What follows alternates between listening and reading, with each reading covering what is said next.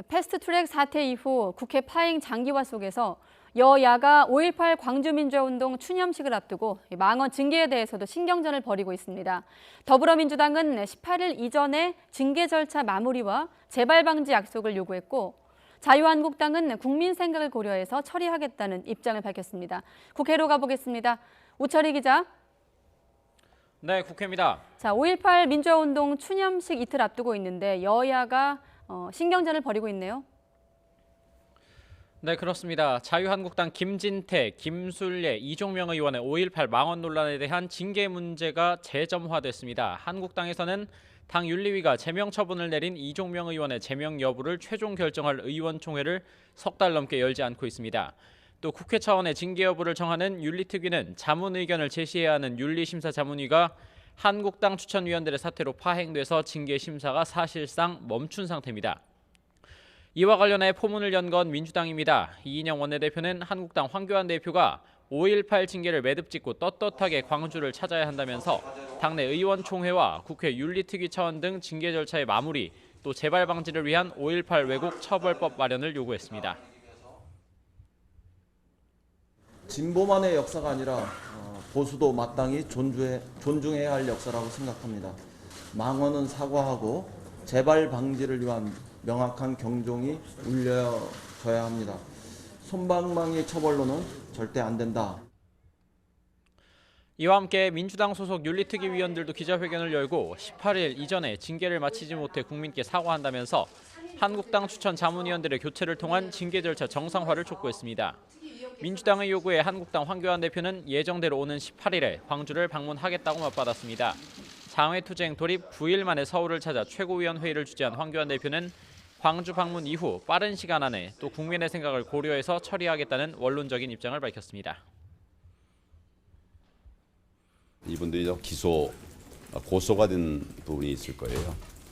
수사 중인 과정에서 징계 문제에 관한 처리를 하는데 또 부담이 있을 수 있습니다.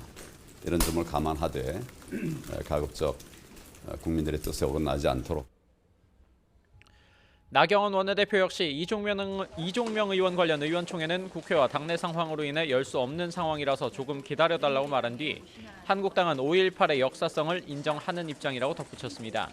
앞서 정의당 이정미 대표가 5.18과 관련해 한국당 황교안 대표에게 사이코패스 수준이라고 막말에 가까운 맹공을 퍼붓기도 했는데 5.18을 앞두고 정치권의 공방이 가열되는 모습입니다. 자, 그리고 바른미래당 오신환 신임 원내대표 취임 인사와 본격적인 당 수습에 나서고 있죠? 네, 어제 선출된 바른미래당 오신환 원내대표는 취임 인사를 위해서 여야 4당 원내대표를 만났습니다. 오신환 원내대표는 국회 정상화가 시급하다면서 특히 여당인 민주당이 패스트트랙 강행 처리를 사과하고 청와대가 1대1 회담 형식의 5당 대표 만남을 고민하는 등 먼저 손을 내밀어야 한다고 제안했습니다. 나경원 대표께서는 아마 밥 잘 사주는 누나, 예, 우리 이인영 대표님께서 한번 그 토크 타임을 한번 제안하셔서 예, 이 맥주 잘 사주는 우리 이 형님으로 한번 자리를 만들어 주시면 같이 정말 머리를 맞대고 이 엄중한 상황 속에서 우리가 해야 될 일을 찾아나갈 수 있지 않을까 이렇게 생각합니다. 또 자신이 공약했던 사보임 정상화와 원내 지도부 구성에도 들어갔습니다. 검경 수사권 조정을 다루는 사법개혁특위에 교체됐던 권은희 의원과 당내 안철수계의 좌장격인 이태규 의원을 선임했습니다. 또 함께 원내 지도부를 이끌 원내 수석부 대표에도 안철수계인 초선의 이동섭 의원을 발탁했습니다. 오신환 원내대표는 손학규 대표를 비롯한 현 지도부 퇴진을 공약으로 내건 가운데 손학규 대표와도 만나고 있습니다. 하지만 손학규 대표는 조금 전 기자간담회에서 계파 패권주의에 굴복해 퇴진하는 일은 절대 없다고 강조했습니다. 그러면서 오신환 원내대표 당선으로 공석이 된 사무총장 등 주요 당직에 측근 임명을 검토하고 있어서 당 내홍은 쉽사리 가라앉지는 않을 전망입니다. 지금까지 국회에서 YTN 우철입니다.